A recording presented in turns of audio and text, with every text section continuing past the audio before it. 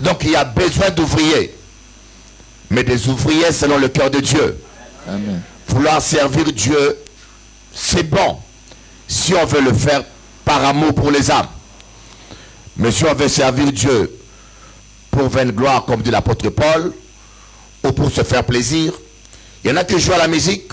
Je connais un kidariste en Guadeloupe. Il jouait à la musique parce qu'il aimait jouer au kidar. Donc il jouait dans l'église non pour faire plaisir à Dieu. Non pas comme une offrande, mais pour se faire plaisir soi-même. Alors là, quand il y avait la louange, il augmentait les volumes de son micro pour qu'on entende ce qu'il jouait. Vous comprenez? Amen. Je peux prêcher parce que je veux me faire plaisir. Ou je peux prêcher parce que j'ai vraiment la compassion et je veux vraiment que vous soyez édifiés. Amen. Amen. Amen. Il y a du travail à faire. Des fois, je dis, les gens veulent servir Dieu, ils se plaignent. Ah, je ne fais rien. Tu veux servir Dieu. Il y a un domaine où on a besoin des gens. La délivrance. Tu veux servir Dieu, tu as l'appel de Dieu. On commence là. Il y a beaucoup de gens qui ne sont pas délivrés. Il y a un travail énorme. On manque de coups de main. Alléluia. Dieu nous forme toujours dans les secrets d'abord. Dieu nous forme toujours dans les secrets. Il nous cache, il nous forme dans les secrets et après il nous présente. Rappelez-vous que Jésus, depuis le ventre de sa mère, il était rempli du Saint-Esprit. À 12 ans, il avait la connaissance, il dépassait même les sacrificateurs et les docteurs dans la connaissance. Mais c'est à 30 ans qu'il a commencé à prêcher. Applaudissons Jésus-Christ, alléluia.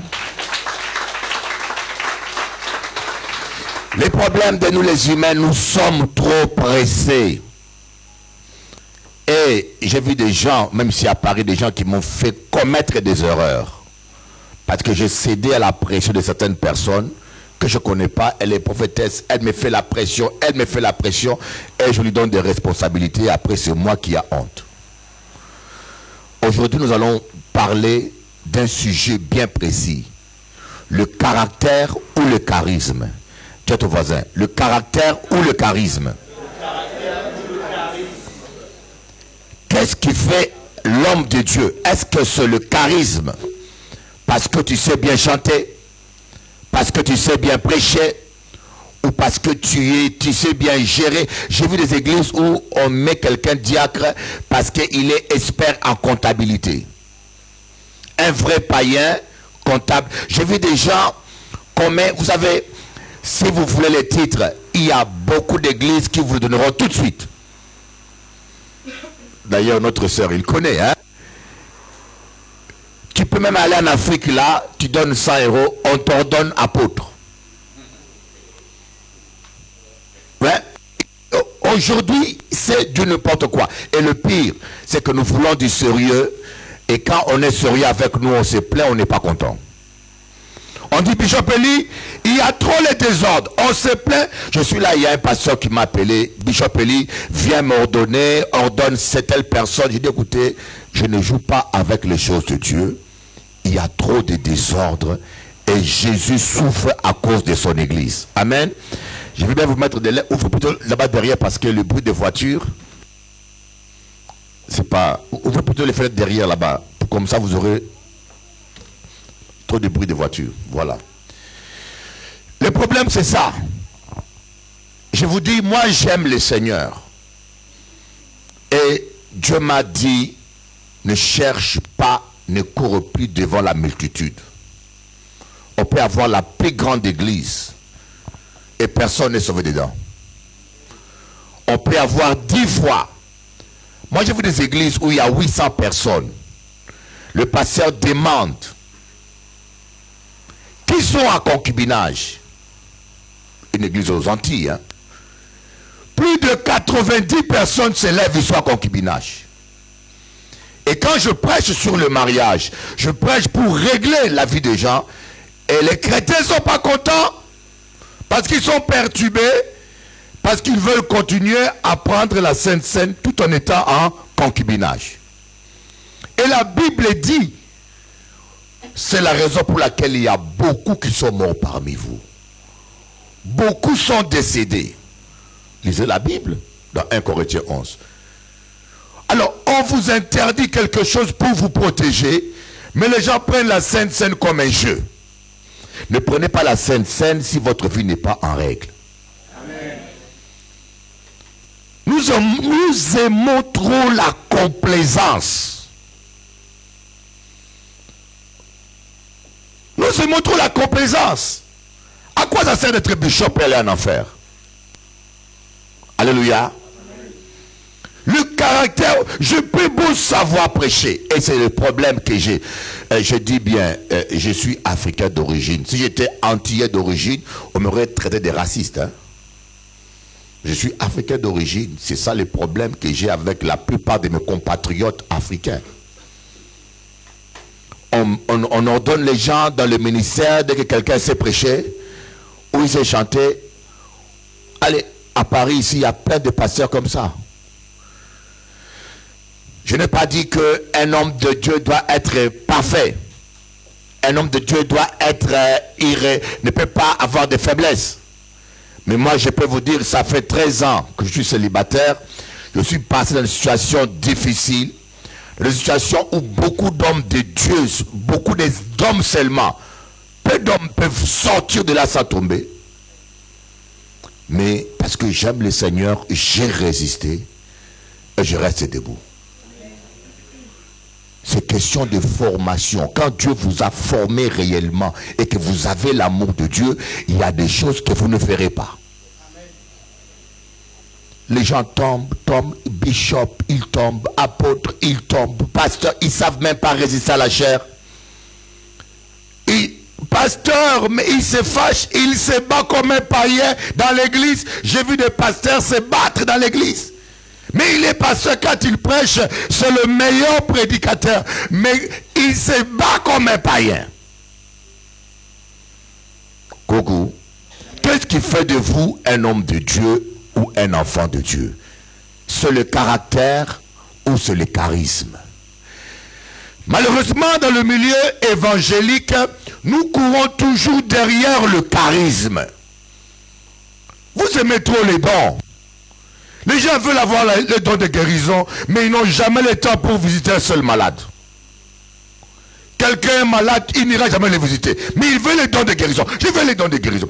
Les gens veulent avoir les dons de prophétie, se faire passer pour des prophètes, mais ils parlent que du mal des gens. Critique, calomnie, ceci. Mais tu veux te prophète de quoi? Un prophète de la prophétie est fait pour édifier, consoler. Mais quand tu parles, personne n'est édifié. Même des païens parlent moins mal que toi. Et le pire, ils veulent qu'on le reconnaisse prophète, prophétesse. Alléluia. On va lire la parole de Dieu dans Ephésiens chapitre 4, versets 9 à 16. Un frère m'a dit, mais Bishop Eli, je dis comment? Que Dieu nous fasse seulement grâce. Que Dieu nous fasse seulement grâce. Que Dieu nous aide tous, hein? Que nous puissions changer. Et cette parole que je prêche, c'est dur. C'est dur, c'est l'une des raisons pour laquelle Dieu me protège toujours. Alléluia. C'est l'une des raisons pour laquelle la main de Dieu, j'ai vu la main de Dieu dans ma vie. J'ai vu la main de Dieu dans ma vie. Quand vous êtes sincère avec Dieu, Dieu va vous protéger. Ne soyez pas hypocrites, parce que ça ne paye pas. Tous ceux qui sont hypocrites, rappelez-vous de Judas. Et je répète, tous ceux qui sont hypocrites, sachez comment les hypocrites terminent. Soyez pas hypocrites, soyez sincères. Alléluia. Aujourd'hui, on dit quelqu'un est chrétien. Il te sourit, il te montre tout le temps. Mais j'ai entendu quelque chose, je dis, mon Dieu, comment une telle personne peut autant sourire? Mais quand tu attends ce qu'il dit derrière ton dos, tu dis, mais je connais même des païens qui sont plus sincères que ça. Voilà pourquoi nous allons prêcher durement, je veux prêcher durement, que le nombre de chaises vides augmente, ça ne m'inquiète pas. C'est que le royaume de Dieu sera rempli. Applaudissez Jésus-Christ. Éphésiens chapitre 4, versets 9 à 16. Un homme de Dieu, un enfant de Dieu, c'est quelqu'un qui n'est pas bavard. Alléluia. Comment tu peux être un homme, tu es ici, le bishop Eli prêche et tu écoutes le message et puis tu raccroches, tu appelles quelqu'un là-bas. Des fois je prêche ici, on n'a pas terminé le culte. Quelqu'un qui est en dehors de l'église connaît tout ce que j'ai prêché. Et tu es là comme un espion. Est-ce que c'est le rôle d'un enfant de Dieu? Et tu es à l'aise dans la peau de Judas. J'avais écrit un message. Les chrétiens à l'aise dans la peau de Judas. Ce n'est pas ton travail de rapporter les... Un enfant de Dieu ne doit jamais rapporter les paroles. Ce n'est pas un travail rémunéré au ciel. Qui peut me lire ça? Bon, qui peut me trouver? Qui a trouvé ça? On n'a pas trouvé encore. Vas-y. Éphésiens 4, 9 à 16. Or, que signifie... Ah non, on n'attend pas grand chose. Je vais lire moi-même, Et puis, pasteur Ronald, essayez dans la semaine de maîtriser cet appareil-là avec quelques frères. Parce que côté son, il y a un problème. Hein? Et je ne peux pas moi-même prêcher et aller régler ça, c'est trop. Sinon, j'arrête la prédication pour régler ça. Essayez dans la semaine avec frère Laurent, si connaît la technique, ou 2 ou 3 frères, de maîtriser cet appareil-là. C'est un appareil très simple. Amen. Éphésiens 4, versets 9 à 16. Moi, avec le Seigneur, j'ai appris tout seul. Je connais au moins 10 à 15 logiciels de programmation, de vidéos. Mes montages vidéo, je les fais tout seul. Les gens font une formation professionnelle, mais je l'ai appris tout seul. Parce que je prie tout par celui qui me fortifie. Quand je commence une église, j'apprends la technique aux techniciens, le caméra au caméra. Je fais tout. Il faut apprendre. Amen. Or, qu'est-ce que signifie il est monté sinon qu'il est aussi descendu dans les régions inférieures de la terre? Celui qui est descendu, c'est le même qui est monté au-dessus de tous les cieux afin de remplir toutes choses. Il a donné les uns comme apôtres, les autres comme prophètes, les autres comme évangélistes, les autres comme pasteurs et docteurs pour le perfectionnement des saints en vue de l'œuvre du ministère et de l'édification du corps de Christ. Jusqu'à ce que nous soyons parvenus tous à l'unité de la foi et de la connaissance du Fils de Dieu, à l'état d'homme fait, à la mesure de la stature parfaite du Christ. Voyez, le but, c'est que nous puissions ressembler à Jésus. Tous les 5 ministères ont été établis pour que nous puissions ressembler à Jésus. C'est-à-dire que nous puissions changer de caractère, de comportement, que nous puissions ressembler à Jésus. Que nous parvenons à l'état d'homme fait. Amen. À l'état d'homme fait, à la mesure de la stature parfaite du Christ. Ainsi nous ne serons plus des enfants, flottant et emportés à tout vent de doctrine, par la tromperie des hommes, par les ruses dans les moyens de séduction, mais en croissant à tous égards en celui qui est le chef, Christ. C'est de lui, et grâce à tous les liens de son assistance, que tout le corps bien coordonné formant un solide assemblage tire son accroissement selon la force qui convient à chacune de ses parties et s'édifie lui-même dans l'amour. Amen. Galates 5, versets 19 à 22. Le but, c'est que nous grandissons. Le but de l'église, c'est former d'abord. Les ministères qui viennent là, c'est former. Aujourd'hui, notre but, c'est la prospérité, le mariage, la délivrance. Ce n'est pas ça le but. La délivrance et la prospérité, ce sont des moyens, des petits moyens dont on a besoin. Mais notre premier but, c'est le changement. Notre premier but, c'est ça. Que nous puissions changer. Galates chapitre 5, verset 19.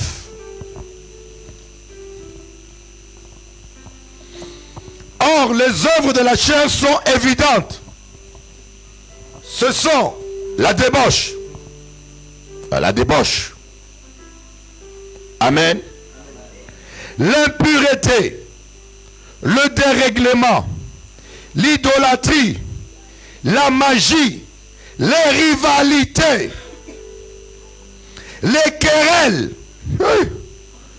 les jalousies, l'animosité. Les ouvrez-moi où j'ai fâché. Tu vois quelqu'un, tu lui as rien fait, mais seulement ta tête l'énerve. Comment un homme aussi beau que moi, je peux t'énerver? Comment une femme aussi belle qu'elle peut t'énerver? Est-ce qu'en toi-même, tu ne sens pas que ce n'est pas normal que tu perds ta joie parce que tu as vu la tête de quelqu'un créé à l'image de Dieu? Et puis parfois, les gens, quand ils sont tellement orgueilleux, il a l'animosité. Quand je vois Ronald, je ne suis pas bien. Alors, au lieu de reconnaître que je suis antipathique avec Ronald, je vais spiritualiser mon péché. Je ne sens pas Ronald. Le Seigneur, il y a quelque chose. Non, c'est vrai, il y a quelque chose. C'est ton cœur qui a besoin de repentance. Et de telles personnes vont jusqu'à prophétiser. Hein? Ils prophétisent leur méchanceté. Je vais vous frapper. Je me rappelle un jour, on avait jeûné 3 jours dans l'église, il y a 20 ans à Grigny. On voulait qu'on soit baptisé du Saint-Esprit. Et pendant qu'on priait pour le baptême du Saint-Esprit, une sœur a levé les mains et là pour vous dire, vous avez demandé le feu, vous l'aurez. Je vais vous brûler. Je dis, mais ça c'est quoi ça, hein? On va être baptisé du feu. Donc la sœur, elle avait de l'amertume dans le cœur. Elle en voulait à toute l'église. Elle avait entendu des choses. Alors, comme elle se disait prophétesse, elle a trouvé l'occasion de sortir sa colère. Amen. L'animosité, querelle, les sectes, les divisions, l'envie, l'ivrognerie, les excès de table. Donc, à faire couper l'estomac parce qu'on a mangé en l'eau. Et les choses semblables. Dis à votre voisin, les choses semblables. La masturbation, la cigarette, Coco, les choses semblables, tout ce qui est excessif, tout ce qui te contrôle. Tu dois contrôler ton ventre. Mais quand quelque chose te contrôle, c'est que ça ne va pas. Donc les choses semblables, c'est tout ce qui est désagréable. Je vous dis d'avance, comme je l'ai déjà dit, que ceux qui commettent de telles choses n'hériteront pas le royaume des cieux. Mais le fruit de l'esprit, c'est l'amour, la joie, la paix, la patience, la bonté, la bienveillance, la foi, la douceur, la maîtrise de soi. La loi n'est pas contre ces choses. Applaudissons le Seigneur Jésus. Charisme. L'apôtre Paul dit, faites tous vos efforts, mes amis. Nous allons voir dans la Bible que l'apôtre Paul dit, travaillez pour votre vocation, mes frères. Amen. Travaillons pour notre vocation. Ne courons pas derrière les dons spirituels, je peux vous le dire.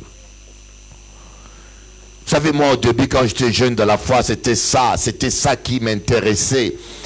Je vous dis que la Guadeloupe aujourd'hui est réveillée. La Guadeloupe a changé le jour où j'ai mis mon pied en Guadeloupe. Demandez aux gens qui connaissent la Guadeloupe, ils vous diront que ils ont vu la gloire de Dieu comme ils n'ont jamais vu. Et je peux vous dire que plus rien ne m'impressionne. Dans la grâce de Dieu, j'ai tout vu. Mais j'ai compris qu'on peut faire tout ça et aller en enfer. Benny Hinn, j'ai mis sur Facebook les témoignages de Benny Hinn en français. Il n'y a pas longtemps, en 2015, il était dans le coma. Il s'est retrouvé au ciel, en vision. Il pensait entrer, on lui a dit, toi tu ne rentreras pas. Il était étonné, mais une fois lui a dit, donnez-lui une seconde chance. Après il s'est réveillé du coma. Il s'est rendu compte qu'il allait en enfer, malgré les conventions qu'il a fait, malgré les guérisons, malgré tout le travail qu'il a fait, le ciel lui était refusé. Et il a demandé pardon à l'église. Moi j'aimais cet homme-là, mais le jour où j'ai vu qu'il vendait l'huile sur internet, je l'ai barré. Parce que l'onction ne se vend pas. Mais gloire à Dieu, j'ai prié pour lui. J'étais content de savoir qu'il s'est repenti. Maintenant dans son site, il ne vend plus l'huile. Voyez, on peut guérir des malades, secouer même le monde entier. Je ne sais pas s'il y a un homme de Dieu entier ou africain qui a pu faire même la moitié de ce que Benny Hinn a fait. Il a fait des réunions dans le monde entier. Mais le ciel lui était fermé. Et Dieu veut que vous soyez sauvés. Dieu ne veut pas vous utiliser pour que demain vous perdez votre âme. Alléluia. Vous avez l'appel de Dieu, vous voulez servir Dieu, commencez par vous occuper d'abord de votre vie. Au lieu de gêner pour avoir des dons de guérison, gêner pour arrêter les cancans. Au lieu de gêner pour avoir, je ne sais pas, les dons de prophétie, commencez à gêner pour pardonner à ton frère, à ta soeur. Ce qui est maladif aujourd'hui, c'est malheureux parce que je peux vous dire, Dieu veut que nous atteignions le statut parfait du Christ afin que nous soyons plus ballottés au gré des vents. Vous voyez, je peux vous le dire, si les titres, les honneurs qui vous intéressent, vous trouverez toujours des pasteurs vagabonds qui vont vous tromper, qui va vous prophétiser des mensonges. Ah, Dieu t'a appelé, tu seras une grande prophétesse. Quand tu vas tousser, les gens vont tomber. Les gens aiment les mensonges, il faut les mentir. Les gens aiment les mensonges, ils aiment les flatteries. Mais quand on dit la vérité, toi, répands-toi. Ce que tu fais n'est pas bon, répands-toi au nom de Jésus. Oh.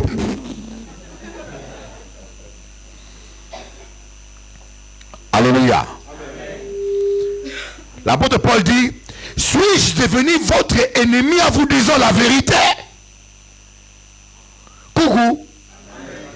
Paul dit aux Galates, mais je suis devenu, est-ce que je suis devenu votre ennemi en vous disant la vérité pour que vous... Mes frères, je peux vous citer des noms des amis avec qui j'ai dormi. Il y en a un qui a bouleversé toute l'Afrique. Il s'appelle Coutinho, si tu le connais. Je dormais avec cet homme-là ensemble, avec Bishop Albert. Un jour, il m'a amené une vidéo de lui. Il a fait une convention au Congo. Il y avait au moins plus de 100 000 personnes. Il m'a dit, regardez. Là, j'étais encore évangéliste. Il dit, regardez, tu vas voir. Il y a un ange là-dedans. On a filmé un ange. Je n'ai pas cru. Je ne sais pas s'il a encore la vidéo. Hein. Des fois, les gens que Dieu utilise des fois, il y en a beaucoup que Dieu utilise d'une manière incroyable, mais il ne filme pas, rien n'est gardé. J'ai vu la vidéo, j'ai vu un ange, quelqu'un qui mesure 3 à 4 mètres, au milieu de la foule qui frappait les mains. Il a dit, voilà l'ange. Je dis, waouh. J'ai dit, mais est-ce que ce n'est pas un homme qui a porté un autre homme sous sa tête? J'ai bien regardé, non. J'ai vu ses bras qui ressemblaient aux pieds d'un homme. Des bras aussi grands que mes pieds. Pourtant, j'ai chausse de 46. Non, 47. Hier, j'étais allé à Noisy, à Val d'Europe. Je rentre dans un magasin, je ne suis sûr qu'il est un peu troué. Je dis, est-ce qu'il y a une basket qui a la taille de 47 minimum? On a dit, Bishop Eli, c'est sur commande. En France, c'est 46 dans les magasins. Mais quelqu'un qui avait les bras aussi grands que les pieds. Cet homme-là, pendant la convention, il a dit, j'ai vu des démonstrations, hein, mais cet homme-là m'avait épaté. Il avait fait 40 jours de jeûne avant de faire la convention. Il a dit, comme on est dans la salle comme ça, il n'y a pas du vent, il dit, dans un instant, il y aura un vent qui va souffler. Et il vous dit même la direction, hein, le vent viendra en face. Et quand il arrivera en face, il va partir et il va revenir par derrière. Quand il va passer, vous allez recevoir toute votre guérison. Le temps était sec comme ça. Et dans un instant, le vent a soufflé. Après, le vent est revenu. Le vent a fait un coup de frein. Il est revenu. Dizaines, vingtaines, trentaines de paralytiques ont marché. Amen. S'il fallait se dire prophète, je sais que j'aime un essai prophétique que je dis jamais. Mais s'il fallait le proclamer parce qu'on veut avoir des titres, je l'aurais fait. Je prophétisais dans des télévisions, dans des radios. Le cyclone Marilyn. Quand il y avait Marilyn, je vais prophétiser sur RCI. On était enfermés, vous savez, tout le monde a fermé les maisons, il a mis du bois, ils ont mis du bois sur les fenêtres. Nous, on était enfermés dans une cave, mais on avait encore le téléphone. Le cyclone Marilyn devait traverser la Guadeloupe à l'intérieur. L'œil du cyclone devait passer à l'intérieur de la Guadeloupe. C'est tout ce que les météorologues, la météo avait dit. Et Dieu m'a dit, appelle et dis ce que je t'ai dit. J'ai pris le téléphone, j'ai appelé la radio RCI. Je leur ai dit, le cyclone ne balayera pas la Guadeloupe à l'intérieur. Pourtant, tous les météorologues ont dit, ça passe à l'intérieur. J'ai dit, non, le cyclone va se détourner. Il va contourner la Guadeloupe, il va partir par les côtes. Et la radio a dit, c'est la première fois qu'il voit un cyclone qui fait une courbure comme une voiture. Il est passé vers la côte, je ne sais pas c'est quelle côte, voire rivière, tout ce côté-là. Il est passé, il a contourné la Guadeloupe. Alléluia. Il y avait un cyclone à l'île de la Réunion. Qui avait suivi TV Christ ce temps-là? Il y avait un cyclone, voilà. On avait dit que la puissance serait de 200 km ou 300 et quelques kilomètres. Moi, j'ai dit sur TV Christ, au nom de Jésus, je baisse cette puissance-là à 150. Le cyclone est passé, comme les gens disent n'ont rien compris, la puissance du vent s'est cassée brusquement à 151. J'ai dit le 1, c'est le diable qui a voulu me contredire. Amen. Je suis allé en Colombie. Pendant que je prêchais là-bas, c'était dans une zone où il y avait des rebelles. Pendant que je prêchais, les gens m'ont dit, Bishop Eli, la FARC, la force armée colombienne là, ils tuent des pasteurs. Ils vont dans les villages, ils ouvrent le ventre du pasteur, ils prennent la Bible, ils mettent à l'intérieur. Quand j'ai entendu ça, j'ai senti une révolte. Je suis allé dans la radio à Barranquilla. Vous savez, en Colombie, quand tu prêches, ici encore, les gens veulent être pasteurs. En Colombie, on cherche des pasteurs. Hein. Quand tu prêches, il y a des gens qui sont armés à l'intérieur qui te regardent. J'ai dit, cette année ne passera pas. Le chef de cette rébellion, il mourra. S'il ne se répand pas, je dis ça devant la radio, s'il ne se répand pas, il mourra et il mourra de la main de personne. Le même mois, ça fait 40 ans que les gens, plus de 40 fois que les gens disent qu'il est mort, ça fait des années, mais le même mois, il a piqué une crise cardiaque, il est mort. Personne ne l'a touché. Alléluia.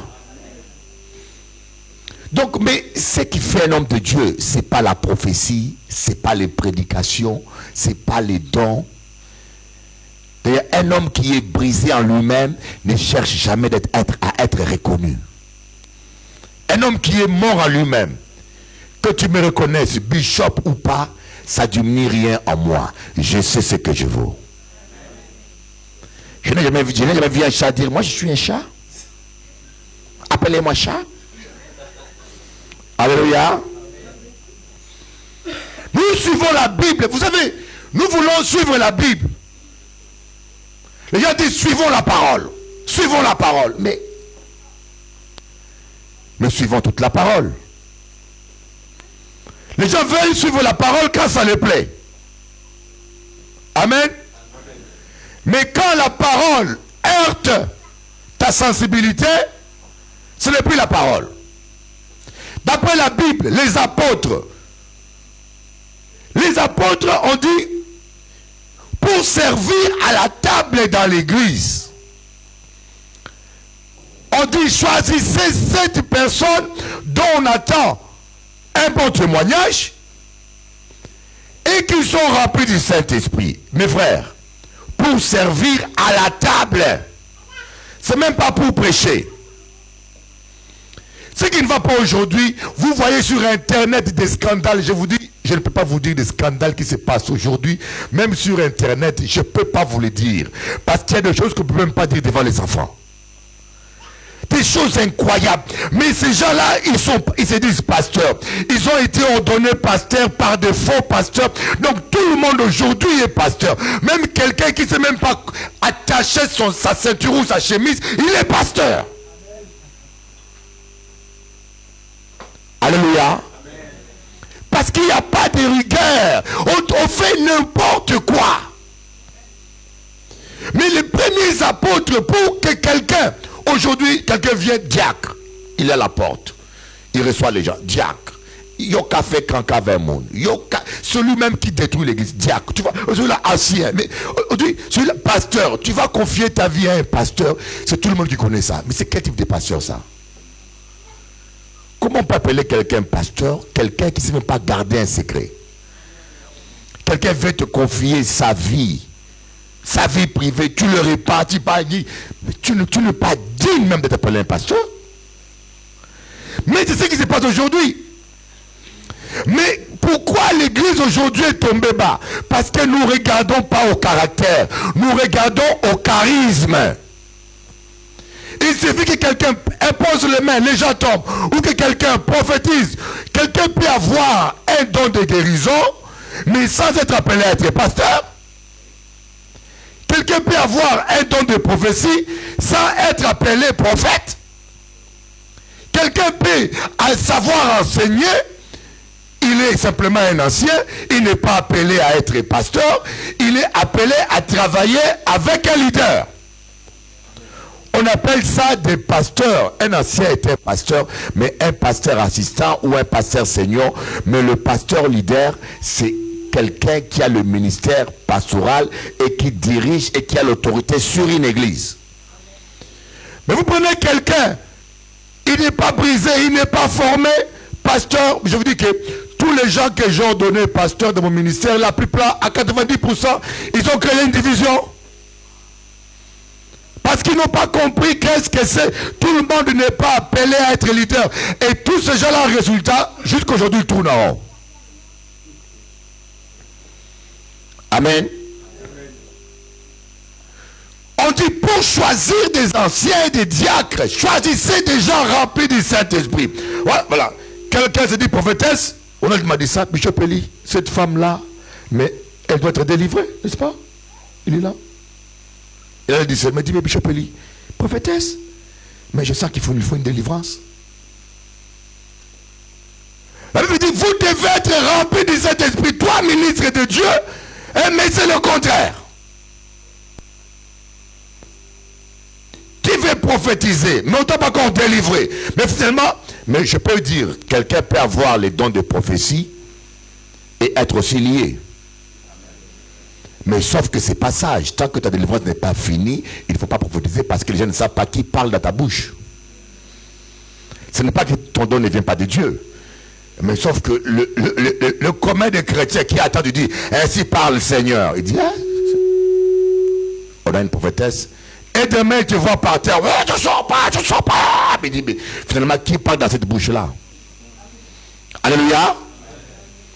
Quelqu'un peut avoir le Saint-Esprit et ouvrir une porte et avoir un lien démoniaque. ou être oppressé par les démons. Alléluia. Je n'ai pas dit que si vous avez un problème de délivrance, vous n'êtes pas le Saint-Esprit. Mais je vais vous montrer comment de fois aujourd'hui, nous marchons dans le compromis. Regardons Saül. Saül était un idolâtre. Il aimait son royaume plus que Dieu. Mais comme Israël voulait un roi, Dieu a pris celui qui correspondait le plus. Mais Saül n'était pas brisé ni formé. Mais il est mort. Il a été roi à sa perte. Alléluia. Mais David, vous savez, c'est important que vous passez par les brisements et la souffrance. Ne refusez pas les brisements. Quand Dieu vous brise, c'est pour que vous soyez sauvés. Et le brisement fait du mal. Hein? Moi, quand Dieu m'a envoyé, c'était une prophétie. J'ai gêné 3 jours. Je suis allé prier chez des gens, il y a maintenant 35 ans à peu près. J'ai eu une prophétie, reste ici, Dieu t'appelle à le servir. J'étais à l'université. Je faisais le maths à Jussieu. J'ai arrêté mes études. Je suis resté là. Le bishop Albert, qui m'avait ordonné bishop là, quand il est arrivé, on lui a dit ça. Vous savez qu'est-ce qu'il me donne comme travail? Nettoyer la maison, homme de ménage. C'est moi qui nettoyais la maison, qui nettoyais les assiettes. J'ai mal pris ça. J'ai dit, moi! D'abord, j'ai un niveau intellectuel plus que tous ces gens-là. Et spirituellement, je suis plus avancé. Je me suis converti à 8 ans. Je connais la Bible plus que tous ces gens qui se disent diacres. Mais, je vous dis, le pire, c'est qu'il y avait un monsieur là qui était diacre. Il ne connaissait même pas la Bible, mais il voulait m'apprendre la Bible. Il me disait, Élie, tais-toi, écoute, apprends d'abord. Alors qu'il ne connaît même pas la Bible. Et je me taisais, je l'écoutais. Mais j'avais en moi la révolte. Mais Dieu était en train de me briser. Aujourd'hui, je remercie Dieu pour le brisement. Ah oui, aujourd'hui, je remercie Dieu. Les gens qui ne sont pas brisés, tôt ou tard, ils risquent même de perdre leur salut. Vous avez vu Saül, il aimait tellement son royaume qu'il n'a pas entendu Samuel. Il s'est lancé lui-même comme prophète. Vous savez, il y a des gens qui ne sont pas brisés. Voilà, lui-même il se lance comme pasteur. Je demandais à quelqu'un, mais tu es pasteur? Non, mais c'est le tel qui a dit que je suis pasteur. Il dit, oh, qui t'a ordonné? Personne. Parce qu'il n'y a pas de brisement. Les dons spirituels, quand vous l'avez sans brisement, c'est à votre perte. Ça va vous rendre orgueilleux. Ah, moi je suis prophète. Ah, moi je suis bishop. Ah, moi je suis pasteur. Ah, moi je suis... Mais quand vous êtes brisé, vous serez au service des autres. Applaudissons le Seigneur Jésus. Mais croyez-moi, les brisements, ça fait mal. Les brisements, David a été brisé comment? Un jour je dis au Seigneur, mais pourquoi David a tant galéré? Mais lisez l'histoire, lisez la Bible, vous allez voir que David, il a galéré, il a dormi dans les grottes. Saül l'a poursuivi plus de 10 ans, 17 ans. Saül a, imaginez-vous qu'on vous nomme roi aujourd'hui, vous avez l'onction royale, 17 ans après, vous devenez roi. David a eu 2 fois l'occasion de tuer Saül. 2 fois il avait l'épée comme ça, Saül dormait. On dit, David a tué Saül. David a dit, je ne tuerai pas loin de l'Éternel. Malgré la méchanceté de Saül. Mais pour David, c'était un roi. Quelqu'un que Dieu a choisi. Coucou. Amen. Je ne tuerai pas le roi de l'Éternel. Alléluia, frère Georges. Georgette n'est pas là. Malade. Je confesse qu'elle est guérie. Alléluia. Et Dieu m'a dit, regardez. Saül qui n'a pas été brisé, il est devenu roi d'un jour à un autre. Comment il a terminé? C'est ça qui ne va pas aujourd'hui. Hein. On veut former des pasteurs. Tout le monde qui veut être pasteur, vous allez à l'école théologique. Vous vous inscrivez. J'ai une sœur ici qui est avec nous. Elle veut servir Dieu. Elle est allée s'inscrire à l'école théologique. Je dis, mais vas-y. On va te remplir la tête. Mais le caractère, c'est le Saint-Esprit qui le forme. Applaudissez Jésus-Christ. Alléluia. C'est ça le problème. Et quand Dieu nous brise parfois, c'est dur. Et Saül, il a fait le sacrifice à la place de Samuel. Saül est allé consulter ceux qui invoquent les esprits des morts. Tellement qu'il aimait sa royauté. Et on sait comment il est mort. Nous prenons Samson, un homme qui n'a pas été brisé, rempli du Saint-Esprit. Samson, rempli du Saint-Esprit. Il était fort. C'est un homme des exploits. Je ne sais pas si vous pouvez savoir combien pèse le portail d'une ville. Mais Samson était capable de soulever le portail d'une ville tout seul. Samson était capable de battre 1000 personnes avec un mâchoire d'âne. Samson était capable de déchirer la gueule des lions à main nue. Je ne sais pas si vous savez ce que ça veut dire. Tuer un lion à main nue si c'est humainement possible. Mais Samson n'était pas capable de résister aux cuisses d'une femme.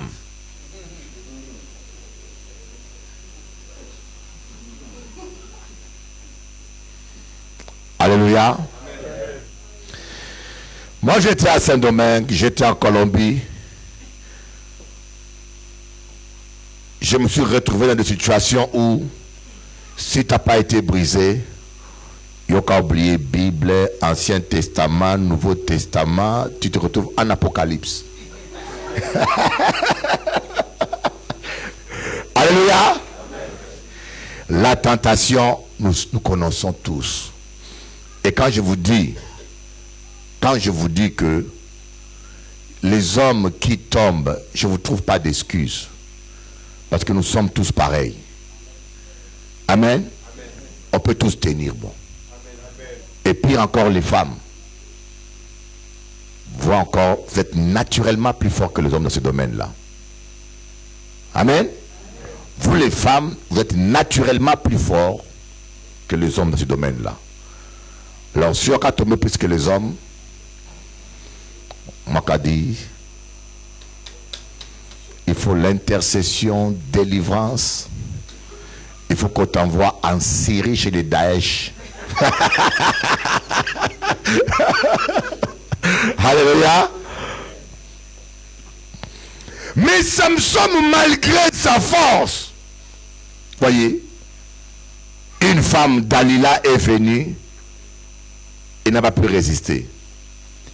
Il a donné ses secrets intimes avec Dieu à une prostituée. Et vous savez comment elle est terminée. Hein? La Bible dit, Dieu a abandonné Jésus-Christ à la croix. À un moment donné. Jésus a dit, mon père, pourquoi m'as-tu abandonné? Il y a un faux prophète là qui dit, les unitaires dont un faux prophète africain qui est ici, qui prêche contre la dîme, tout ça. Ce monsieur-là a dit, lui ne croit pas à la Trinité. Il croit que Jésus, c'est lui-même le Père.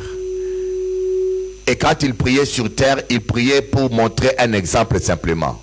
Et à la croix, ce n'est pas Jésus-Christ qui parlait, c'est la chair qui parlait. Mais enlever l'esprit dans un corps, si le corps va parler encore. Il dit, c'est pas Jésus qui parlait, c'est la chair qui parlait. Mais je dis, si Jésus c'est lui-même le Père, comment peut encore dire que mon Père, pourquoi m'as-tu abandonné? Alléluia. Donc il y a un moment donné où Jésus a pris le péché de l'humanité et le Père ne pouvait pas être en communion avec lui pour ça. Donc l'Esprit de Dieu s'est retiré. Voilà pourquoi Christ a dit, mon Père, pourquoi m'as-tu abandonné? Et Dieu m'a dit, si Dieu a abandonné son propre fils à cause du péché, c'est toi qui n'abandonneras pas? Avec ta tête, des blondinettes et des négresses. Regarde-toi bien. Si Dieu n'a abandonné son propre fils, toi tu crois que tu vas continuer à faire tes zigzags? Dieu est amour, il comprendra. Dieu c'est mon copain, c'est mon chouchou. Voilà pourquoi on voit des pasteurs mourir, des chrétiens mourir, tués par un sorcier. Bien sûr, un sorcier arrive à tuer un pasteur. Parce qu'il était dans le péché, le Père l'avait abandonné.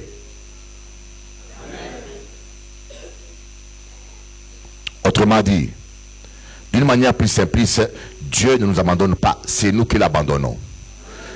Mais quand on dit qu'il nous a abandonnés, il nous laisse parce que nous l'avons déjà abandonné en premier. Parce que quand on sert Dieu là dans le ministère, on prêche la parole, quand on se met devant le peuple, on déclare la guerre aux démons, on attaque les sorciers, on s'expose. Et vous avez intérêt à vivre et à marcher dans la sainteté. Nous voyons la même chose arriver à Ésaü. Ésaü qui avait l'appel de Dieu. Mais Ésaü a vendu son droit d'aînesse à cause des lentilles. Autrement dit, si Ésaïe était lentillé, on aurait dit Ésaïe a vendu son droit d'aînesse à cause du colombo. Alléluia. Nous les hommes, malheureusement, nous vendons nos droits d'aînesse, nos bénédictions à cause des femmes. Tu es marié. Les poulets, c'est le même poulet. Qu'on le met dans une assiette rouge, dans une assiette chinoise, dans une assiette servie, dans une assiette chabine, dans une assiette blondinette, dans une assiette négresse, pochapé, c'est toujours les poulets. Mangez poulet à Kazaou. Mange les poulets de ta maison. Ne te laisse pas illusionner que ce poulet là que je vois sur le voisin, c'est dans une assiette orange, donc ça a un goût orange. C'est faux. C'est le mensonge du diable. Je te voisin, attention. Alléluia.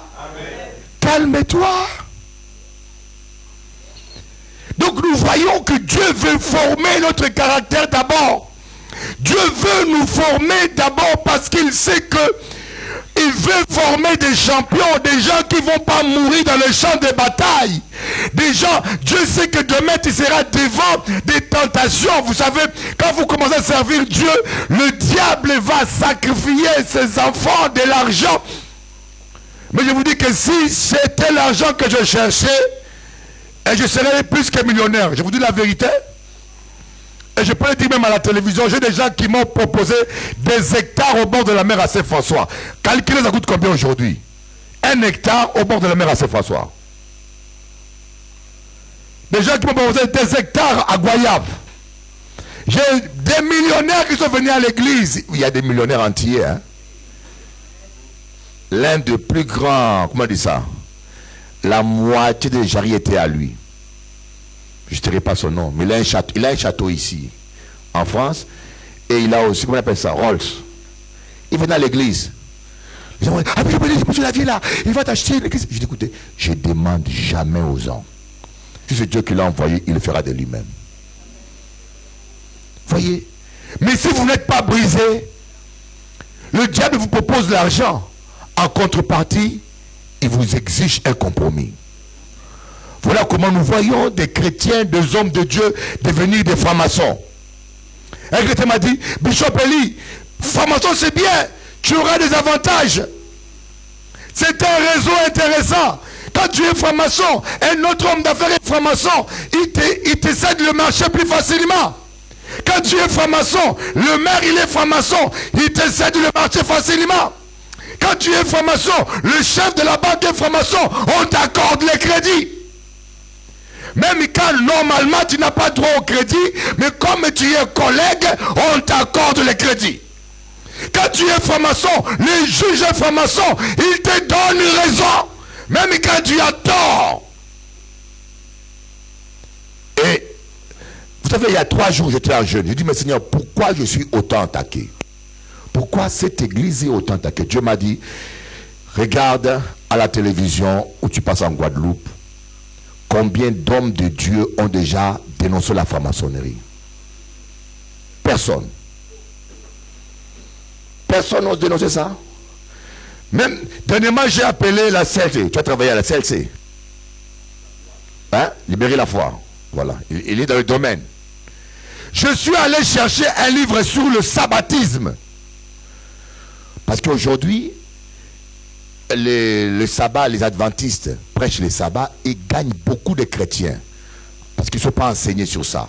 Alors je voulais me documenter sur un livre que j'ai vu où un pasteur avait pris verset par verset et contredit le sabbatisme.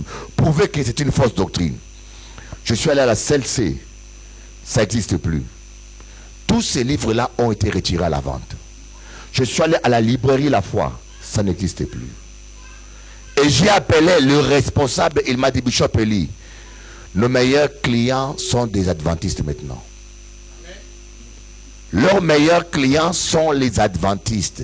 Alors s'ils vendent ces livres-là, ils vont perdre leurs meilleurs clients. Ils sont évangéliques, mais ils vendent plus de livres qui dénoncent le sabbatisme pour ne pas perdre de l'argent. Voilà là où nous sommes tombés. Et on laisse des chrétiens. D'ailleurs, le samedi prochain, je vais prêcher sur ça, sur Canal 10, pour démontrer que on n'a plus à pratiquer le sabbat, parce que notre sabbat, c'est Jésus-Christ. Celui qui est en Christ, il est assis avec Christ dans le lieu céleste. Sabbat veut dire repos. Tu es dans un repos parfait, parce que le vrai repos, c'est spirituel. Tu peux te reposer le samedi sans travailler, mais là où on dosionne, là quand tu as la justice derrière ta tête, ou tu as le huissier qui te poursuit, ou quand tu as le divorce sur la tête, tu ne vas pas dormir bien. Alléluia. Amen. Le vrai repos, c'est la paix que Dieu met dans ton cœur. Mais malheureusement, ces gens-là ramènent les chrétiens. Pourquoi? Parce que dans nos églises évangéliques, on n'enseigne plus les gens, c'est toujours la même musique, la foi, la guérison, la délivrance, le mariage, la prospérité. Mais l'enseignement profond, on ne le reçoit plus. Et les chrétiens sont là, ils ont la foi, ils savent rentrer en transe, ils croient à tout ça. Mais fais-le asseoir, commence à lui parler de doctrine, il ne connaît rien. Même tu prends son pasteur, tu le fais asseoir, même le pasteur ne connaît rien. Moi, j'ai un pasteur ici à Paris. Il a une église maintenant de 400 personnes à Paris. Il était devenu branhamiste. Branhamiste, c'est des gens qui croient que un prophète Branham, c'est lui, Élie, que Dieu a envoyé pour... s'il faut être sauvé, il faut croire aux écrits de ce monsieur-là. Dans la grâce de Dieu, je l'ai sorti de là parce que moi, quand j'avais 12 ans, 14 ans, j'étais tombé là-dedans. Et Dieu m'a délivré aussi. Alléluia. Nous devons crucifier la chair. Ne cherchons pas à paraître, mais cherchons à être, à ressembler à Jésus. Alléluia. À être humble comme Jésus. Attends le temps de Dieu pour chaque chose. Dieu a promis à David qu'il sera roi. David a attendu 17 ans. Vous savez, quand moi j'étais à Grigny, je vous prêche ce que je vis. J'avais reçu une prophétie que Dieu m'appelait à le servir. Et Dieu m'avait dit, je veux beaucoup t'utiliser en Amérique. En songe, j'ai vu un ange qui m'a dit, je t'appelle à me servir, c'est pour toute ta vie. Je veux beaucoup t'utiliser en Amérique. Vous savez, 17 ans après, j'avais oublié le songe. 17 ans après, j'avais oublié le songe. Et je suis allé en Guadeloupe pour prier pour une mamie qui était malade, mourante. Quand je suis arrivé, j'ai prié pour elle, elle était guérie. Et après, Dieu a commencé à faire les délivrances. C'est comme ça que l'église a commencé en Guadeloupe. Ce n'était pas voulu. Un jour, pendant que je marchais, je suis allé à la soufrière. Que la soufrière ici? Je suis allé à la soufrière prier. Je suis monté à la montagne, j'ai prié. Pendant que je priais, un arc-en-ciel est apparu. Dieu m'a dit, voici l'alliance que je fais avec toi. Je te donne ce pays. Vous savez ce que j'ai dit à Dieu? J'ai dit, Seigneur, ça peut être un hasard. Qu'est-ce qui me prouve que c'est toi qui me parles? Ça peut être ma tête qui me joue de tour. Dieu m'a dit, voici le second signe. Un deuxième arc-en-ciel est apparu. Vous avez déjà vu deux arcs-en-ciel qui se suivent l'un après l'autre. Je dis, oui Seigneur, maintenant je crois que c'est toi. Amen. Mais pendant que je marchais en Guadeloupe, un jour, une voix m'a dit, mais te rappelles-tu ce que je t'avais dit? Je dis, oh, mais rappelles-tu? Il y a 17 ans, je t'avais dit que je t'utiliserais beaucoup en Amérique. Je dis, mais non, je suis en France. Il dit, mais non, tu es en France politique, mais là, c'est l'Amérique. J'ai dit, waouh! Si Dieu te dit quelque chose, il le fera. Tu n'as pas besoin de pleurer, de revendiquer, de crier. Si Dieu dit un mot, il le fera. Contre ton gré ou avec ton gré, la parole de Dieu s'accomplira dans ta vie.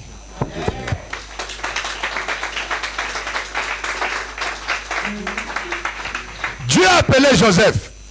Les gens essaient d'étouffer Joseph. Plus on l'écrasait, plus il montait.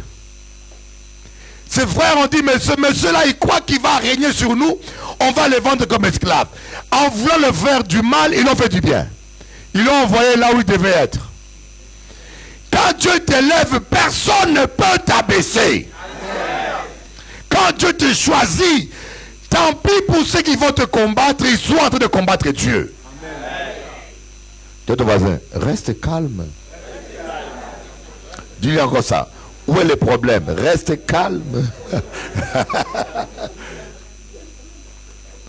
C'est ça que nous avons comme problème. Ah, oh, on ne me considère pas. Ah, on ne reconnaît pas ce que je fais. Ah, c'est parce que tu n'es pas brisé. C'est la chair qui parle. Prends un cadavre, la mettez-le là-bas, il va pleurer. Chicote-le, il va te regarder comme ça. Un monsieur avait dit, le jour où je mourrai, il faut commenter avec ma veste et ma montre. Il était tellement méchant avec son fils, cupide. Il avait une montre à nom qui valait plus de 30 000 €. Il a dit, il faut qu'on enterre avec sa montre. Je lui ai dit, ah, pas question. Papa, tu n'as pas pensé à moi? Tu vas aller avec 30 000 € dans le cercueil et tu me laisses les dettes? Elle dit, excusez papa, vraiment, mais Dieu va comprendre. Il a soulevé le petit cadavre, il a pris la boîte et l'a mis dans la poche. Elle dit, la veste, là, elle est trop jolie aussi pour moi. C'est mon héritage.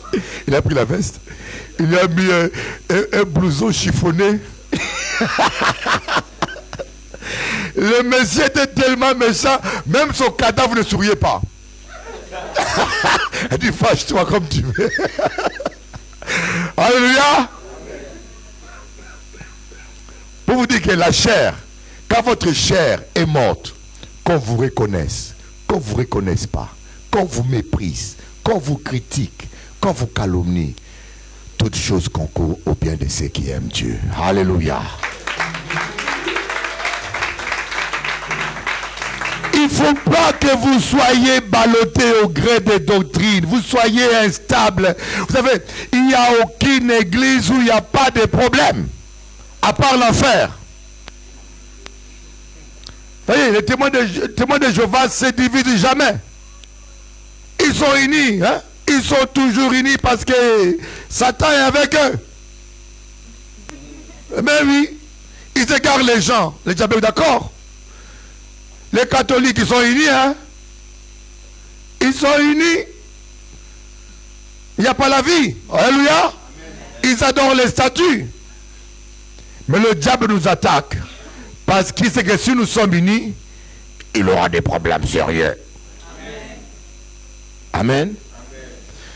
Ah, mais il y a trop de problèmes dans l'église. Mais Jésus avait beaucoup de problèmes. Je peux te le prouver. Qui vous a dit que marcher avec Jésus, c'est marcher sans problème? Les disciples avaient Jésus dans la barque, mais la tempête est venue. Ce n'est pas parce que tu as Jésus en toi qu'il n'y aura pas de tempête. À chaque fois qu'il y a des problèmes, ah, le diable a attaqué. Ce n'est pas toujours le diable. Coco. Ah, le diable m'a touché au pantalon, il m'a touché à la chemise, il a caressé mes cheveux, la nuit il m'a gratté au dos, mais attends. Ou pas encore divorcer avec monsieur? Alléluia. Mettez-y dehors. J'ai des gens qui sont venus, bon, je vais préciser, des chrétiens qui ont abandonné leur maison en province parce que le diable là-dedans. Ils sont venus, Bishop Eli, on doit aller quelque part. Je dis, mais rentrez là-bas. Ah non, le diable est là-bas. Je dis, mais allez le chasser. Qu'est-ce qui est écrit? Ils chasseront les démons. Il n'est pas écrit qu'on sera chassé par les démons. Comment vous, les enfants de Dieu, aujourd'hui, le diable vous fait déménager de vos maisons? Et tu abandonnes une maison parce que le démon est rentré là. What? Je vous dis, moi, je vais dormir. Moi, j'habitais à Bémao. Un jour, un démon est venu me déranger. Hein? Je peux vous dire, ce n'est pas des histoires. J'ai dormi à Bémao. C'est 2 fois que cela m'est arrivé dans ma vie. J'ai entendu les pas d'un homme. Je dormais seul. Boum! Boum! Boum! Je vous dis que si on vous dit que c'est un tracteur qui tombe par terre, tu croiras. Je peux vous le dire, c'est avec mes oreilles.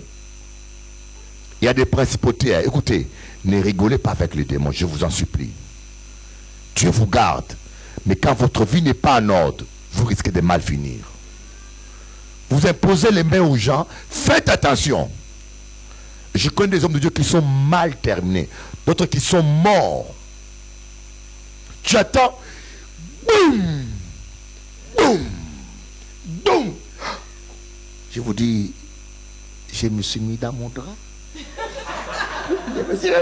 Je dis, Seigneur, entre tes mains, je laisse ma vie. Attends, il faut l'attendre. Il faut attendre quelqu'un qui fait des pas et la terre tremble. Pouf. Sors dehors là, va chasser des démons là. Après, j'ai fait l'onction d'huile dans toute ma maison. Il n'est pas revenu. Voyez, pour vous dire, faites attention. Laissons le Seigneur nous briser. Laissons, il y a 2 choses. Le Seigneur nous brise et nous aussi, on doit se dépouiller de nous-mêmes. Alléluia. On t'a mal répondu, c'est devenu une histoire dans l'église. Le problème que nous avons dans nos églises, c'est que la plupart des gens ne sont pas brisés. Ils ne sont pas brisés, ils refusent le brisement. Comme dit à quelqu'un, il y aura toujours quelqu'un qui ne t'aimera pas. Il y aura toujours quelqu'un qui parlera mal de toi. Ferme ta bouche, remercie Dieu. Amen. Si personne ne te fait du mal, comment tu vas pratiquer le pardon? Il faut que tu pratiques. Chaque personne qui parle mal de toi te donne l'occasion de pardonner.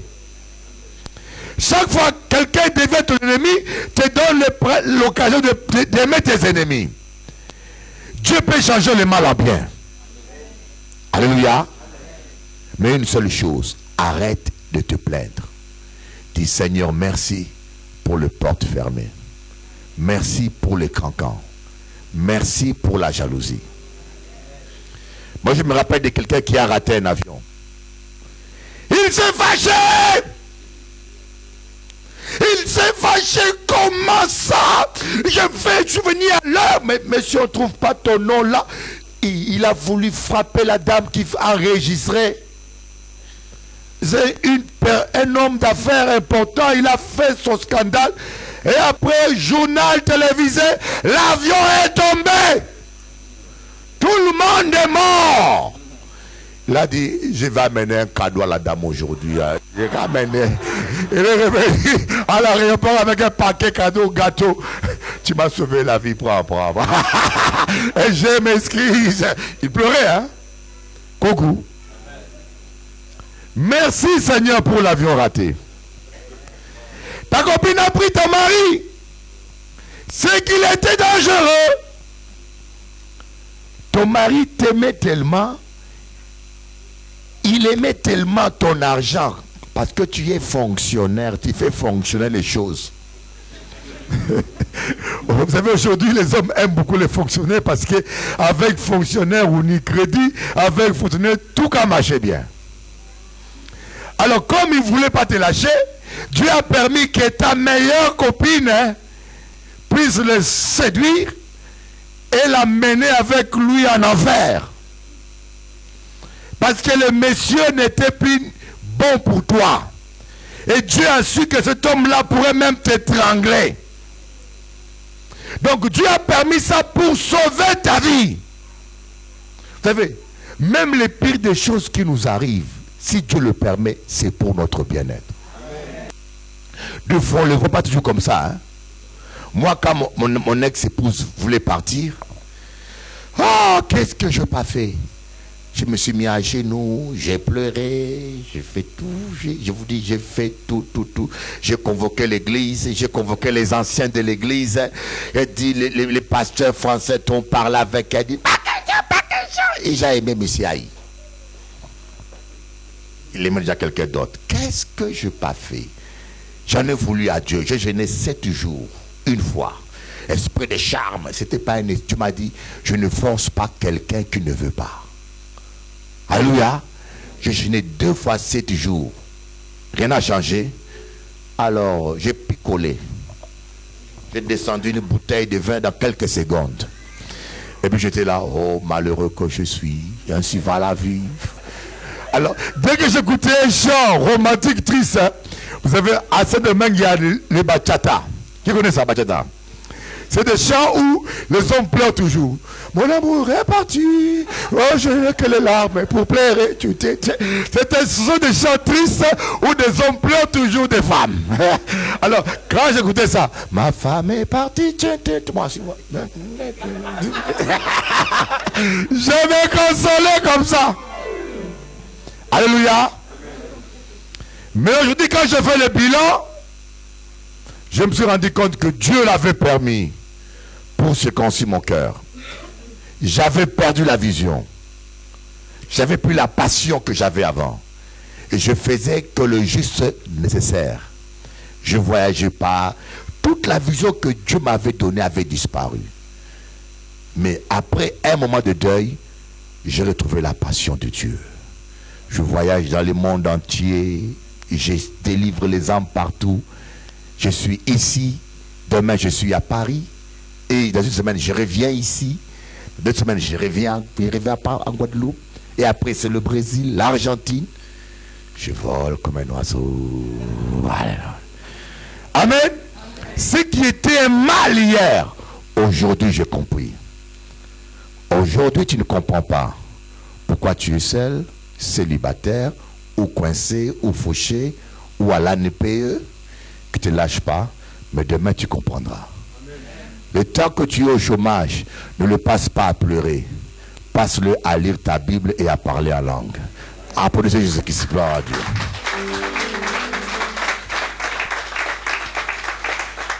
Applaudissez fort Jéhovah.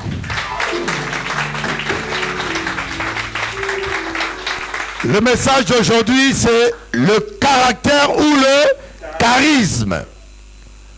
Mais je voulais terminer en vous exhortant, ne vous plaignez plus jamais, ne murmurez plus jamais, rendez grâce à Dieu en toutes circonstances. Amen. Si quelqu'un te rejette, dis merci Seigneur. Si quelqu'un te vole, dis merci Seigneur. Quelqu'un t'insulte, dis merci Seigneur.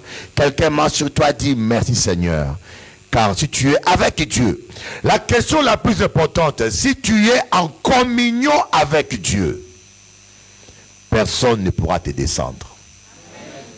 Personne, je vous dis, en Guadeloupe, Geneviève, elle m'a connu en Martinique. Pasteur Roulette m'a connu un peu en retard.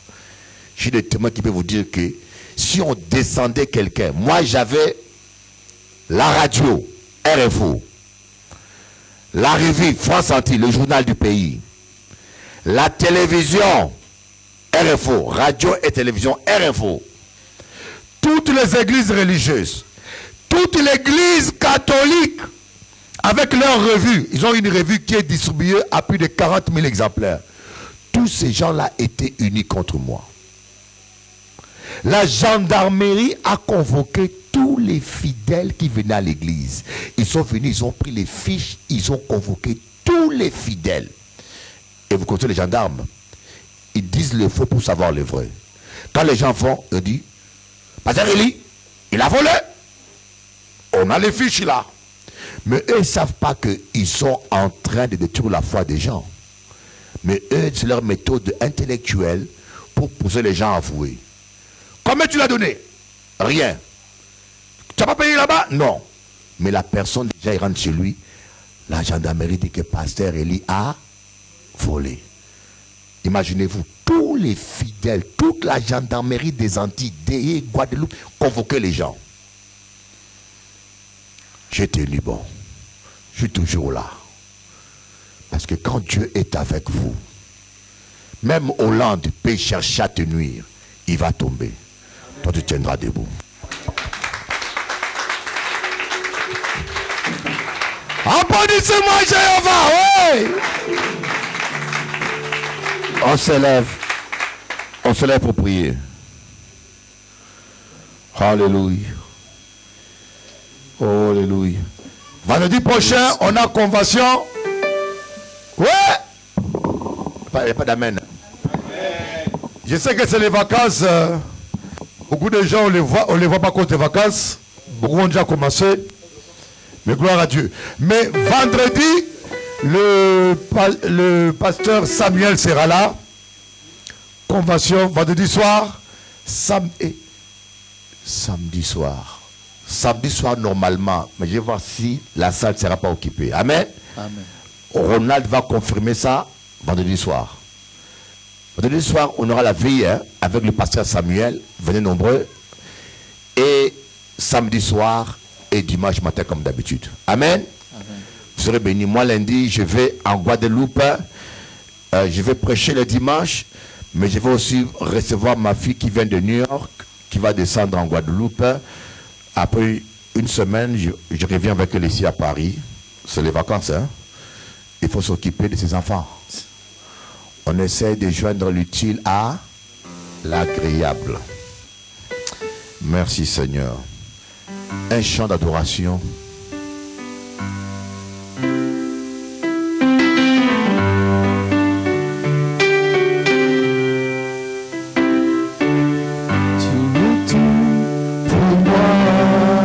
Chante avec moi. Sans toi, je ne